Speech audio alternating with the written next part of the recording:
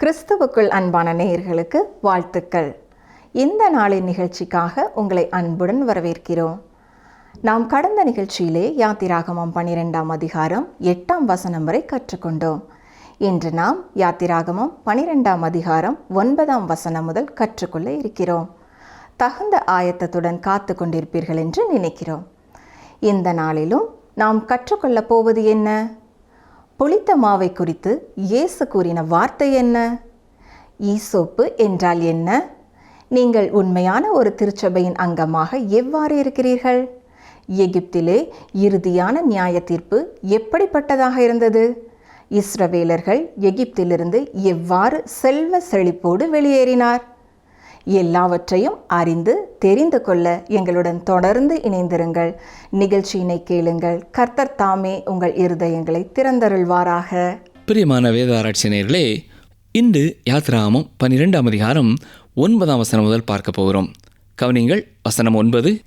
பச்சையாயும் தண்ணீரில் அவிக்கப்பட்டதாயும் அல்ல, அதின் தலையையும் அதின் தொடைகளையும் அதற்குள்ள யாவையும் ஏகமாய் நெருப்பினால் சுட்டதாயும் அதை புசிப்பீர்களாக.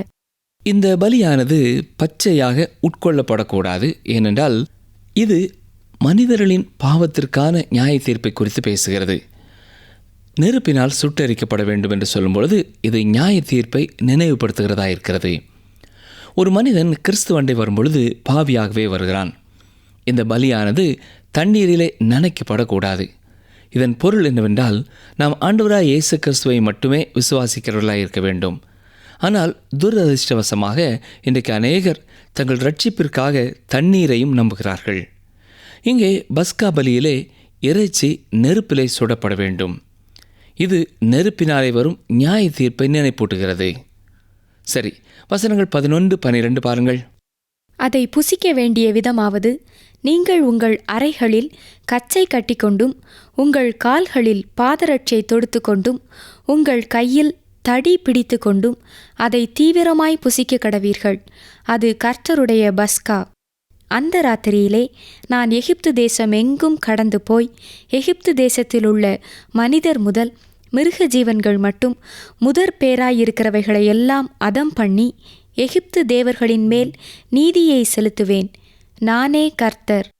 அருமையான சகோதரனை சகோதரியே, நீங்கள் கிறிஸ்துவண்டை வரும்பொழுது உங்கள் அறை கட்டப்பட்டதாயும் உலகத்தை விட்டு நீங்கள் முழுமையாய் வெளியேற ஆயத்தமானவர்களாயும் மீண்டுமாக உலகத்தின் காரியங்களிலே ஈடுபடாதவர்களாயும் காணப்பட வேண்டும். நீங்கள் மனமாற்றம் பெற்ற பிறகும் தொடர்ந்து பாவத்திலே வாழ முடியும் என்று நான் நம்பவில்லை. இப்படி நான் கூறுவதனாலே நீங்கள் ஒரு காலம் பாவமே செய்யாமல் இருப்பீர்கள் என்று சொல்லவில்லை. ஆனால் பாவ பழக்க வழக்கங்களிலே தொடர்ந்து நீங்கள் வாழ்ந்து கொண்டிருக்க மாட்டீர்கள். அருமையானவர்களே, ஒரு திருச்சபையிலே பேர் கிறிஸ்தவராயிருந்த ஒரு சகோதரி மதுபான கடை வைத்து நடத்தி கொண்டிருந்தார்கள். அவர்கள் ஆண்டவராய் இயேசு கிறிஸ்துவை தங்கள் சொந்த இரட்சகராக ஏற்றுக்கொண்டார்கள். உடனே தனது போதகரிடத்திலே அவர்கள் தொலைபேசி மூலமாய் தொடர்பு கொண்டு, ஐயா, நான் ஒரு சுத்தியலை எடுத்து எல்லா பாட்டில்களையும் உடைத்து விட வேண்டுமென்றாலும் சொல்லுங்கள், நான் செய்து விடுவேன் என்று கூறினார்களாம். ஆனால் மற்ற விசுவாசிகளின் ஆலோசனைப்படி அவ்வாறு உடைக்காமல் வேறு ஒருவருக்கு கொடுத்து விட்டார்கள். பரிபூர்ணமாக கிறிஸ்துவை பின்பற்றுகிறவர்களாக தன்னை ஒப்பு கொடுத்தார்கள். உங்கள் வீட்டு நிலைக்கால்களிலே இரத்தம் பூசப்படும் என்றால் நீங்கள் கட்டாயம் எகிப்தை விட்டு வெளியேறத்தான் செய்ய வேண்டும். பலியிடப்பட்ட ஆட்டுக்குட்டியை நீங்கள் புசிக்க வேண்டும். எப்படி? உங்கள் அறைகளில் கச்சையை கட்டி கொண்டும் கால்களிலே பாதரட்சையை தொடுத்து கொண்டும் ஆயத்தமானவர்களாக காணப்பட வேண்டும். நிகழ்ச்சியை கேட்டுக்கொண்டிருக்கிற அருமையான சகோதரனே, எனக்கு அருமையான சகோதரியே, நாம் இந்த உலகத்திற்கு சொந்தமானவர்கள் அல்ல.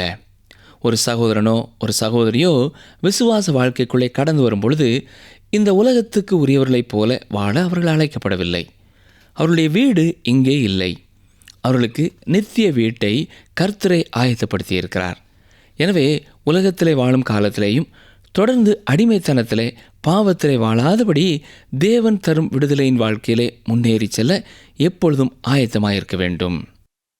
தேவாதி தேவன் எகிப்திலே மக்கள் தொழுது கொண்ட ஒவ்வொரு தேவர்களுக்கும் எதிராக ஒவ்வொன்றாக தனது வாதையை அனுப்பினார். அவர்கள் வழிபட்டு வந்த எல்லா தெய்வங்களுமே முதல் பிறப்பு தங்களுக்குரியது என்று சொல்லிக் கொண்டது. எனவே இப்பொழுது கர்த்தர் இந்த தலைச்சங்கன்களை சங்காரம் பண்ண போவதனாலே எல்லா தேவர்களுக்கும் எதிராக அவர் கொடியேற்றுகிறார். கவனிங்கள், யாத்ராமம் 12ஆம் அதிகாரம் 13ஆம் வசனம்.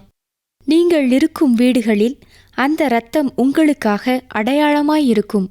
அந்த இரத்தத்தை நான் கண்டு உங்களை கடந்து போவேன்.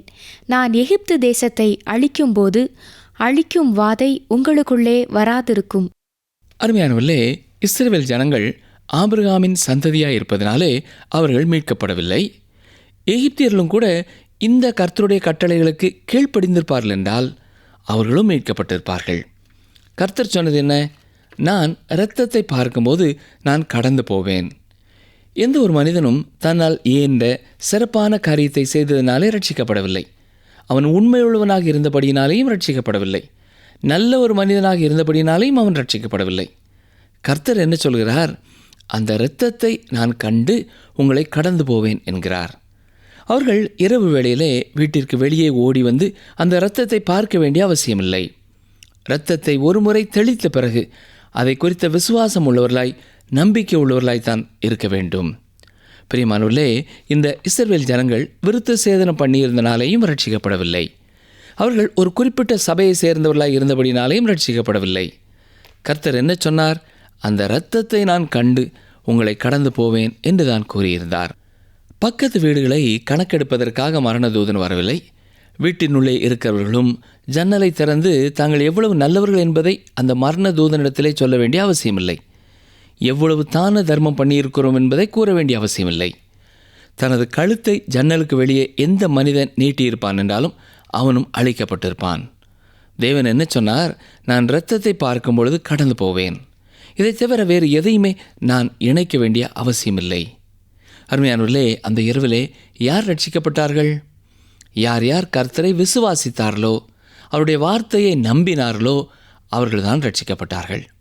தங்கள் வீட்டு நிலைக்கால்களிலே யார் யார் இரத்தத்தை தெளித்து வைத்திருந்தார்களோ அவர்கள் எல்லாரும் ரட்சிக்கப்பட்டார்கள். அதை குறித்து உறுதியான நம்பிக்கையுடையவர்களாய் இருந்தவர்கள் ரட்சிக்கப்பட்டார்கள். அதை நான் பரிபூர்ணமாக புரிந்து கொள்ள முடியாவிட்டாலும் தேவன் சொன்னதை நான் விசுவாசிக்கிறேன். ஆண்டவராய் இயேசு கிறிஸ்துவின் சிந்தப்பட்ட இரத்தத்தை தவிர வேறு எதுவுமே என்னை ரட்சிக்காது. என்னுடைய ரட்சிப்பிற்கு இயேசு கிறிஸ்துவின் இரத்தம் போதும் என்று கர்த்தர் சொல்லுகிறார். அதையே நான் விசுவாசித்து ஏற்றுக்கொள்கிறேன். அருமையான சகோதரனை, சகோதரியே, உங்களுடைய வாழ்க்கையிலையும் உங்கள் வீட்டிற்கு உங்கள் ரட்சிப்பிற்காக இயேசு கிறிஸ்துவை விசுவாசிக்கிறீர்களா? அவர் உங்கள் பாவத்தின் தண்டனையை சிலுவையிலே சுமந்து தீர்த்தார் என்பதை விசுவாசிக்கிறீர்களா? அப்படி விசுவாசித்திருப்பீர்கள் என்றால் உங்கள் பாவங்களை அவருடைய சமூகத்திலே அறிக்கை செய்திருப்பீர்கள். அவரை உங்கள் இருதயத்தின் தலைவராக நீங்கள் ஏற்றுக்கொண்டிருப்பீர்கள். அவருக்கு பிரியமாக வாழ வேண்டும் என்பதே உங்கள் இருதயத்தின் ஒவ்வொரு வாஞ்சையுமாய் இருக்கும். கர்த்தர் என்ன சொல்கிறார்? இரத்தத்தை பார்க்கும் பொழுது கடந்து போவேன் என்கிறார். அந்த இரத்தத்திலே எந்த விதமான மந்திர சக்தியும் இல்லை. அது எந்த மூட நம்பிக்கையின் அடையாளமும் அல்ல. இரத்தம் சிந்துதல் இல்லாமல் பாவ மன்னிப்பு இல்லை என்ற அடிப்படை சத்தியமானது வேதவசனம் முழுவதிலேயும் கடந்து செல்கிறதாயிருக்கிறது. தேவாதி தேவன் கண்களை மூடிக்கொண்டு பாவத்தை கண்டுகொள்கிறதில்லை என்று சொல்வதில்லை. ஒரு நியாயாதிபதியானவர் ஒரு குற்றவாளியின் மேலே சட்டத்தை நிறைவேற்ற வேண்டும். தண்டனையானது கொடுத்து தீர்க்கப்பட வேண்டும். பாவம் செய்கிற ஆத்துமா சாகும். நம் ஒவ்வொருவர் மேலேயும் மரண தண்டனையானது இருக்கிறது. ஆனால் தேவன் கிருபை உள்ளவராயிருக்கிறார். நமக்கு பதிலாக குற்றமில்லாத ஒரு ஜீவன் கொடுக்கப்படலாம் என்று தீர்மானித்தார். இயேசு கிறிஸ்து எனக்காகவும் உங்களுக்காகவும் வந்து பலியான நாள் வரை ஆட்டுக்குட்டி தான் பலி கொடுக்கப்பட்டது. ஆண்டவராய் இயேசு கிறிஸ்துவும் உலகத்தின் பாவங்களை சுமந்து தீர்க்கிற தேவாட்டுக்குட்டியாக ஒப்புக் கொடுக்கப்பட்டார். நாம் இயேசு கிறிஸ்துவை நம்முடைய உள்ளத்திலே ஏற்றுக்கொண்டிருப்போம் என்றால் பாவிகளாக நமக்கு வரவேண்டிய நியாய தீர்ப்பிலிருந்து நாம் ரட்சிக்கப்படுகிறோம். இரத்தத்தினாலே பாதுகாக்கப்படாத ஒவ்வொரு வீட்டிலேயும் தலையீற்று கொலை செய்யப்பட்டது. மிருகங்களிலும் சரி, மனிதர்களிலும் சரி, மூத்தவை மரித்து போயிற்று. வீட்டு வாசல்களிலே தெளிக்கப்பட்ட இரத்தமானது விசுவாசத்திற்கு அடையாளமாயிருக்கிறது. எனவே ஒவ்வொருவரும் தனிப்பட்ட விதத்திலே இயேசு கிறிஸ்துவை விசுவாசிக்க வேண்டியதும் கடமையாயிருக்கிறது. அந்த பலியிடுதலை தொடர்ந்து பஸ்கா விருந்து அனுசரிக்கப்பட்டது. இந்த பஸ்காவை குறித்து லேவியராம புத்தகத்திலே சில குறிப்புகள் கொடுக்கப்பட்டிருக்கிறது. மட்டுமல்ல, புளிப்பில்லாத அப்ப பண்டிகை என்பதை குறித்தும் நாம் பார்க்கிறோம். உண்மையாகவே இது பஸ்கா பண்டிகையின் ஒரு பகுதியாயிருக்கிறது என்றாலும் பஸ்கா விருந்திற்கு பிறகு இது அனுசரிக்கப்பட்டது. தொடர்ந்து வாசிக்க கேளுங்கள். யாத்திராகமம் 12ஆம் அதிகாரம் 14 முதல் 16 வரை. அந்த நாள் உங்களுக்கு நினைவு கூறுதலான நாளாய் இருக்க கடவது. அதை கர்த்தருக்கு பண்டிகையாக ஆசரிப்பீர்களாக. அதை உங்கள் தலைமுறை தோறும் நித்திய நியமமாக ஆசரிக்க கடவீர்கள். புளிப்பில்லா அப்பத்தை 7 நாளளவும் புசிக்க கடவீர்கள். முதலாம் நாளில்தானே புளித்த மாவை உங்கள் வீடுகளிலிருந்து நீக்க வேண்டும். முதலாம் நாள் தொடங்கி 7ஆம் நாள் வரைக்கும் புளித்த அப்பம் புசிக்கிறவன் எவனோ அந்த ஆத்துமா இஸ்ரவேலிலிருந்து அறுப்புண்டு போவான். முதலாம் நாளில் பரிசுத்த சபை கூடுதலும் 7ஆம் நாளிலும் பரிசுத்த சபை கூடுதலும் இருக்க வேண்டும். அவைகளில் ஒரு வேலையும் செய்யப்படலாகாது. அவரவர் சாப்பிடுகிறதற்கு தேவையானது மாத்திரம் உங்களால் செய்யப்படலாம்.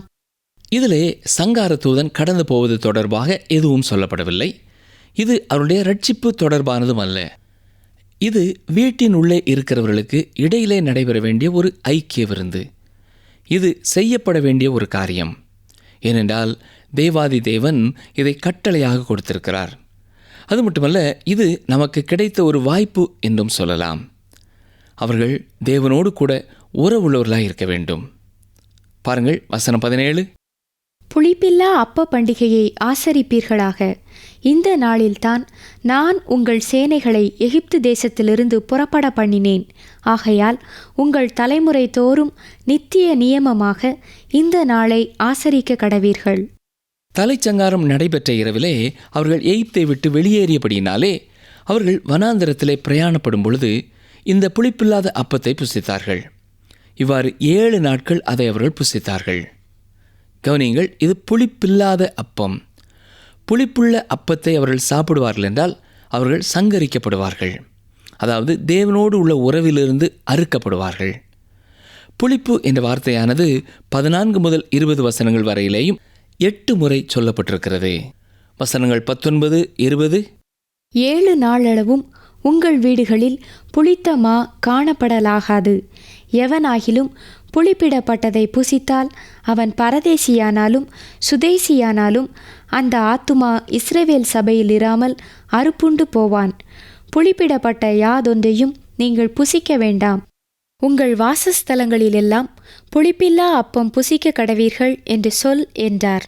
புளிப்பு என்பது தீமையை குறிக்கிறதா இருக்கிறது. தேவனுக்கு விரோதமானதும் பாவமுள்ளதுமானதை இது குறிக்கிறது. மத்தேயு 13ஆம் அதிகாரத்திலே ஒரு பெண்ணானவள் புளித்த மாவை எடுத்து 3 படி மாவிலே வைக்கும் ஓமையை குறித்து வாசிக்கிறோம். அங்கே சொல்லப்பட்டிருக்கிற அந்த புளித்த மா சுவிசேஷம் அல்ல. ஏனென்றால் புளிப்பு என்பது பாவத்தை குறித்தும் தேவன் அருவருக்கும் காரியங்களை குறித்துமே சொல்கிறது. அந்த 3 படி மா என்று சொல்லும் பொழுது அது கர்த்தருடைய வார்த்தையை குறிக்கிறதா இருக்கிறது. அருமையான சகோதரனை சகோதரியே, இன்று எத்தனையோ பேர் தவறாக வசனங்களை கற்றுக் கொடுக்கிறார்கள். கர்த்தருடைய வார்த்தையை போதிப்பதிலே எத்தனையோ புளித்த காரியங்கள் சேர்க்கப்படுகிறது. இப்படிப்பட்ட தவறான காரியங்களை அவர்களுக்குள்ளே சேர்த்து கொள்ளக்கூடாது என்பதைத்தான் இஸ்ரவேல் ஜனங்களுக்கு தேவன் சொல்கிறார். புளிப்பான காரியங்களை அப்புறப்படுத்த வேண்டும், அகற்ற வேண்டும் என்று கற்றுக் கொடுக்கப்படுகிறது. இந்த புளித்த மாவை குறித்து மத்தேயு எழுதின சுவிசேஷத்திலே இயேசு தெளிவாக சொல்லிவிட்டார். மத்தேயு 16ஆம் அதிகாரம் 6ஆம் வசனத்திலே இயேசு அவர்களை நோக்கி, பரிசேயர் சதுசேயர் என்பவர்களின் புளித்த மாவை குறித்து எச்சரிக்கையாயிருங்கள் என்றார். மட்டுமல்ல, அதே அதிகாரம் 11ஆம் வசனத்திற்கு வரும்பொழுது, பரிசேயர் சதுசேயர் என்பவர்களின் புளித்த மாவுக்கு எச்சரிக்கையாயிருக்க வேண்டும் என்று நான் சொன்னது அப்பத்தை குறித்து சொல்லவில்லை என்று நீங்கள் உணராதிருக்கிறது எப்படி என்றார். அந்த குறிப்பிட்ட நேரத்திலே இயேசு கிறிஸ்துவின் சீடர்கள் உண்மையாகவே இயேசு கிறிஸ்து அப்பத்தை குறித்து தான் பேசிக் கொண்டிருக்கிறார் என்று நினைத்தார்கள். ஆனால் பின்னால் பரிசேயர்களுடைய போதனைகளை குறித்து தான், அது தீமையானது என்பதை குறித்த எச்சரிப்பிற்காகத்தான் அவ்வாறு தான் கூறினேன் என்பதை அவர் விளக்கிச் சொன்னார். அவர்கள் புரிந்து கொண்டார்கள். புளிப்பில்லாத அப்பம் கலப்படம் இல்லாதது. அநேக ஜனங்கள் சுத்தமாக வசனத்தை எந்த கலப்பும் இல்லாமல் புளிப்பில்லாமல் கற்றுக்கொள்ள விரும்புகிறதில்லை. இந்த அநேகர் ஆலயத்திற்கு வரும்பொழுது அங்கே நடைபெறுகிற சமுதாய நிகழ்ச்சிகளுக்காகவும் இசைக்காகவும் அந்த இடத்தின் அழகிற்காகவும் வருகிறார்கள். ஆனால் வேதத்தை கற்றுக்கொள்வதற்காக என்று வருகிறதில்லை. வேத வசனத்தை அவர்கள் விரும்புகிறதில்லை. காரணம், அது கலப்படம் இல்லாததாய் இருக்கிறது. எனவே அது அவர்களுக்கு வசீகரமானதாக தெரியவில்லை. புளிப்பில்லாத அப்பமானது புளிப்புள்ள அப்பத்தைப் போல வசீகரமாக இருக்கிறதில்லை. ஆனால் கர்த்தருடைய வார்த்தையானது கர்த்தருடைய பிள்ளைகளுக்கு சிறந்த ஒரு உணவாய் இருக்கிறது. சரி, யாத்திராகமம் 12ஆம் அதிகாரம் 22, 23 வசனங்களை பாருங்கள்.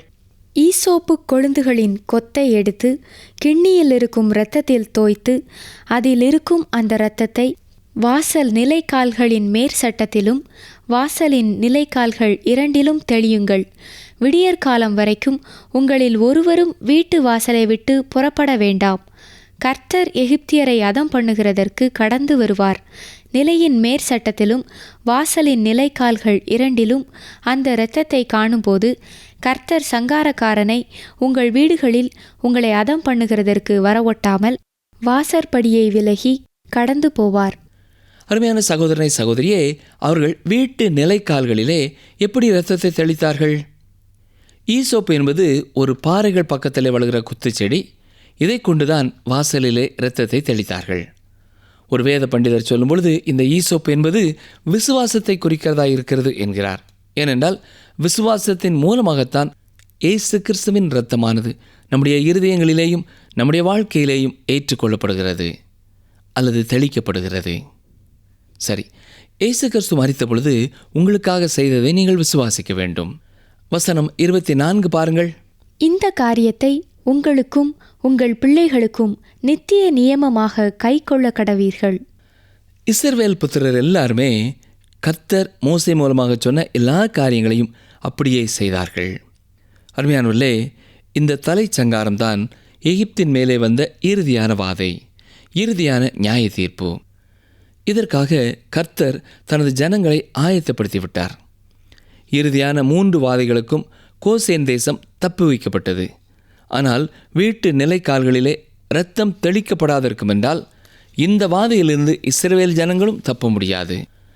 இஸ்ரவேல் ஜனங்கள் செய்த அதே காரியத்தை எகிப்திய மனிதன், எந்த மனிதன் செய்திருந்தாலும், அதாவது தங்கள் வீட்டு வாசலிலே நிலைக்கால்களிலே தேவனை விசுவாசித்து இரத்தத்தை தெளித்திருப்பார்கள் என்றால் அவர்கள் குடும்பத்தில் உள்ள மூத்த பிள்ளைகள் சங்கார தூதனால் தொடப்பட்டிருக்க மாட்டார்கள். எனக்கு அருமையான சகோதரனை சகோதரியே, அநேகருக்கு ஒரு ஆச்சரியமான காரியம் காத்திருக்கிறது. ஏனென்றால் ஆண்டவர் நீங்கள் எந்த திருச்சபைக்கு சென்றீர்கள் என்று அவர்களை பார்த்து கேட்கப் போவதில்லை. இயேசு கிறிஸ்துவை உங்கள் இரட்சகராக நீங்கள் விசுவாசித்து ஏற்றுக்கொண்டிருப்பீர்கள் என்றால் பரிசுத்த ஆவியானவர் விசுவாசிகளின் ஐக்கியத்திலே உங்களுக்கு ஞான ஸ்நானம் கொடுத்திருப்பார் என்றால் நீங்கள் உண்மையான திருச்சபையின் ஒரு அங்கமாயிருக்கிறீர்கள். சரி, வசனங்கள் 29, 30 பாருங்கள். நடுராத்திரியிலே சிங்காசனத்தின் மேல் வீற்றிருக்கும் பார்வோனுடைய தலைப்பிள்ளை முதல் காவல் கிடங்கில் இருக்கும் சிறைப்பட்டவனின் தலைப்பிள்ளை வரைக்கும் எகிப்து தேசத்தில் இருந்த முதற்பேர் அனைத்தையும் மிருக ஜீவன்களின் தலையீற்றனைத்தையும் கர்த்தர் அழித்தார்.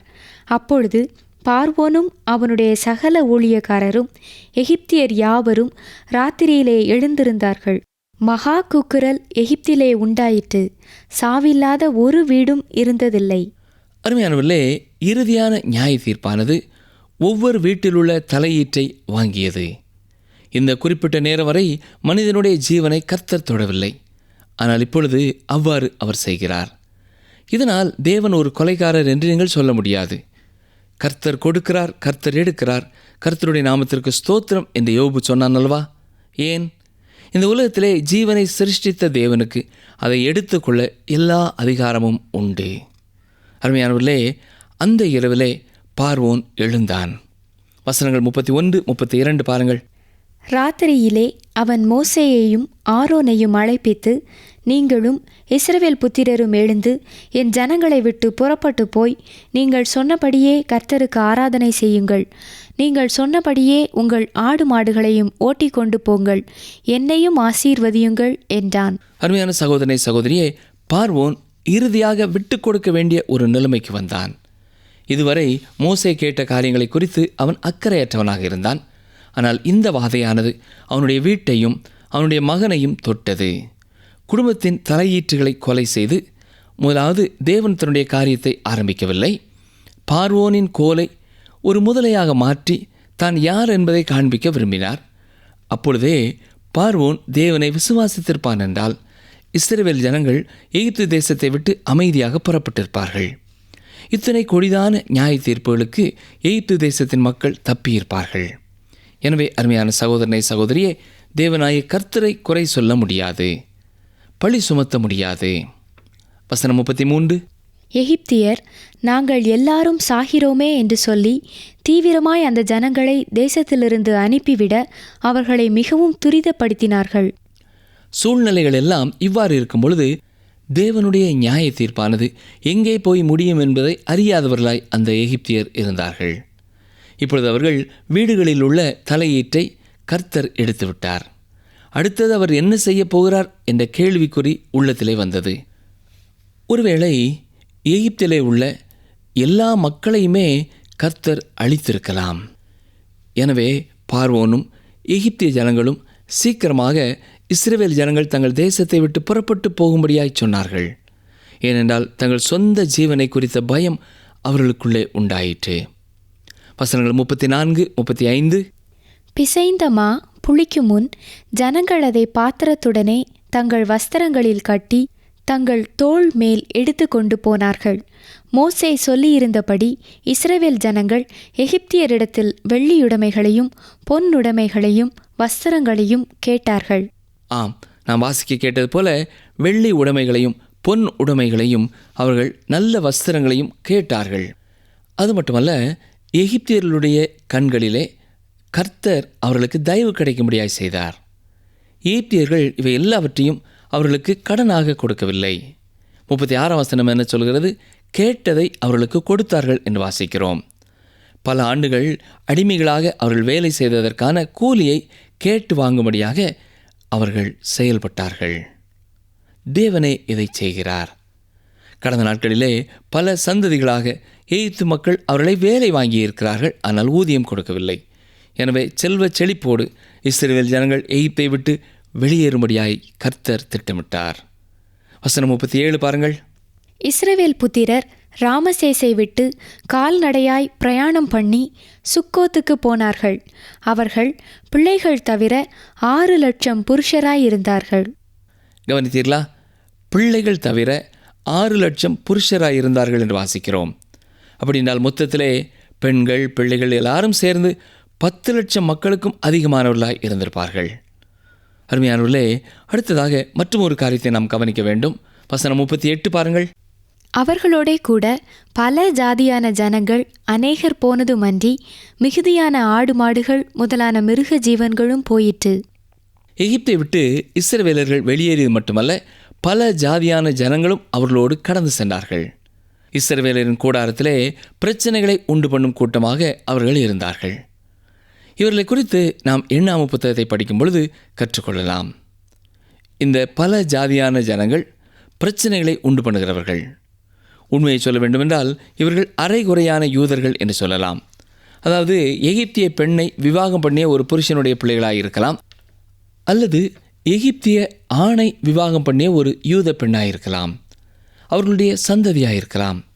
இப்படி இணைக்கப்பட்ட குடும்பத்திலே அவர்கள் ஒரு திட்டவட்டமான தீர்மானத்திற்குள்ளே வர வேண்டியவர்களாக இருக்கிறார்கள். அவர்கள் எகிப்து தேசத்திற்குள்ளே கடந்து செல்ல வேண்டுமா அல்லது இஸ்ரவேலரோடு கூட புறப்பட்டு செல்ல வேண்டுமா? இப்படி பல ஜாதியான மக்களிலே அநேகர் இஸ்ரவேல் ஜனங்களோடு புறப்பட்டு போனார்கள். சிலர் எகிப்திலேயும் தங்கிவிட்டார்கள். இஸ்ரவேல் மக்களோடு புறப்பட்டு சென்ற பல ஜாதியானவர்கள் தாங்கள் புறப்பட்டு வந்தது சரியான தீர்மானமா இல்லையா என்று பல சமயங்களிலே குழப்பம் அடைந்திருக்கிறார்கள். கஷ்டங்கள் பாடுகள் ஏற்பட்ட பொழுது முதலாவது முறுமுறுத்தது இந்த கூட்டத்தினர்தான். இஸ்ரவேலர் என்று சொல்லப்படும் வார்த்தைக்கு அவர்கள் முழுமையான இஸ்ரவேலராக இல்லை. அருமையானவர்களே, இன்றைக்கும் இஸ்ரவேல் மக்கள் மத்தியிலே இந்த பல ஜாதியான ஜனங்களினாலே பிரச்சனைகள் தான்.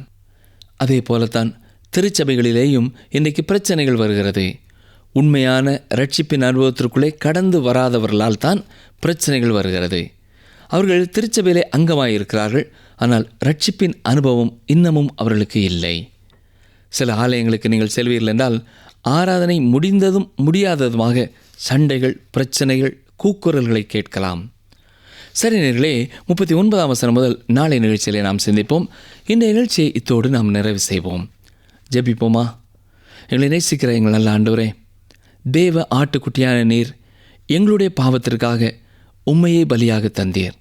உம்முடைய இரத்தத்தை விசுவாசிக்கிற ஒவ்வொருவருக்கும் இன்றைக்கும் பாவ மன்னிப்பையும் இரட்சிப்பையும் கொடுக்கிறீர். உமக்கு நன்றி செலுத்துகிறோம், மை துதிக்கிறோம், மை ஸ்தோத்திரிக்கிறோம். ஆண்டவரே, விசுவாச வாழ்க்கைக்குள்ளே கடந்து வந்த எந்த ஒரு சகோதரனோ சகோதரியோ தொடர்ந்து பாவத்திலே வாழாதபடி கர்த்தர் அவர்களை பரிபூர்ணமாய் மீட்டு எடுக்க வேண்டும் என்று கெஞ்சுகிறோம். கிறிஸ்தவ குடும்பங்களிலே பிறக்காவிட்டாலும் கர்த்தாவே, நீர் யார் என்பதை அறிந்து கொண்டு அவர்களுக்காகவும் நீர் சிலுவையிலே மரித்தீர் என்பதை விசுவாசிக்கிற ஒவ்வொரு சகோதர சகோதரிகளுடைய வாழ்க்கைக்காகவும் உமக்கு நன்றி செலுத்துகிறோம். அவர்கள் உள்ளத்திலேயும் அவர்கள் உம்முடைய பிள்ளைகள் என்ற நிச்சயத்தையும் உறுதியையும் நீரே ஆழமாய் தர வேண்டும் என்று கெஞ்சுகிறோம். ஆண்டவரே, இந்த குறிப்பிட்ட காலத்திலே திட்டவட்டமான தீர்மானம் எடுக்க வேண்டிய நிலைமையிலே இருக்கிறவர்களுக்காக நாங்கள் பாரத்தோடு ஜெபிக்கிறோம். எகிப்தை விட்டு புறப்படுவதை குறித்த உறுதியான தீர்மானம் எடுக்க வேண்டியவர்கள் அதை திட்டவட்டமாய் எடுக்க நீரே உதவி செய்தல்லும். எந்தெந்த பாவங்களுக்கு ஒரு பரிபூர்ண முற்றுப்புள்ளி வைத்து அந்த அடிமைத்தனங்களிலிருந்து நீர் விடுதலை செய்யும் பொழுது அந்த விடுதலையை சந்தோஷமாய் பெற்றுக்கொள்ளத்தக்கதாக நீரே அவர்களுக்கு துணை செய்யும். ஆண்டவரே, நீர் மீட்டு கொள்ளும் பொழுது எனக்கு எகிப்து வேண்டாம், உலகம் வேண்டாம், பாவம் வேண்டாம் என்று சொல்லி தீர்மானிக்க ஒவ்வொருவருக்கும் உதவி செய்யும். பாரத்தோடு உறுதியான தீர்மானம் எடுக்க முடியாத சூழ்நிலையிலே வாழ்கிற ஒவ்வொருவருக்காக நாங்கள் ஜெபிக்கிறோம். கர்த்தாவே, சூழ்நிலைகளை தாண்டி உண்மையிலே உள்ள உறுதியான அன்பினாலேயும் தெளிவான தீர்மானங்களை செய்ய உம்முடைய தூய ஆவியானவரே அவர்களுக்கு உதவி செய்ய வேண்டும் என்று சொல்லி நாங்கள் ஜெபிக்கிறோம். இந்த நிகழ்ச்சியை கேட்டுக்கொண்டிருக்கிற ஒவ்வொருவரையும் பேர் பேராய் குடும்பம் குடும்பமாய் கர்த்தர் தாமே ஆசீர்வதித்து காத்துக்கொள்ள ஒப்புக் கொடுக்கிறோம். எங்கள் ஜெபங்களை எல்லாம் நீர் கேட்டதற்காக நன்றி செலுத்துகிறோம். எங்களுடைய தேவைகளை நீர் சந்திப்பதற்காக நன்றி செலுத்துகிறோம். இயேசு கிறிஸ்துவின் நாமத்தினாலே மனத்தாழ்மையோடு ஜெபிக்கிறோம் பிதாவே, ஆமேன். என்ன நேயர்களே, இந்த நாளிலும் நாம் கேட்ட சத்தியங்கள் என்ன? புளிப்பு என்பது பாவத்தை குறித்தும் தேவன் அருவருக்கும் காரியத்தை குறித்தும் சொல்லுகிறது. வேத வசனம் கலப்படமில்லாததாக இருப்பதினால் இன்று அநேகருக்கு வசீகரமானதாக இல்லை. கர்த்தருடைய வார்த்தையானது கர்த்தருடைய பிள்ளைகளுக்கு அது சிறந்த ஒரு உணவாக இருக்கிறது. ஈசோப்பு என்பது விசுவாசத்தை குறிக்கிறதாக இருக்கிறது. விசுவாசத்தின் மூலமாகத்தான் இயேசு கிறிஸ்துவின் இரத்தமானது நம்முடைய இருதயங்களிலும் நம்முடைய வாழ்க்கையிலும் ஏற்றுக்கொள்ளப்படுகிறது. மீண்டும் அடுத்த நிகழ்ச்சியில் சந்திப்போம். கர்த்தர் உங்களை ஆசீர்வதிப்பாராக.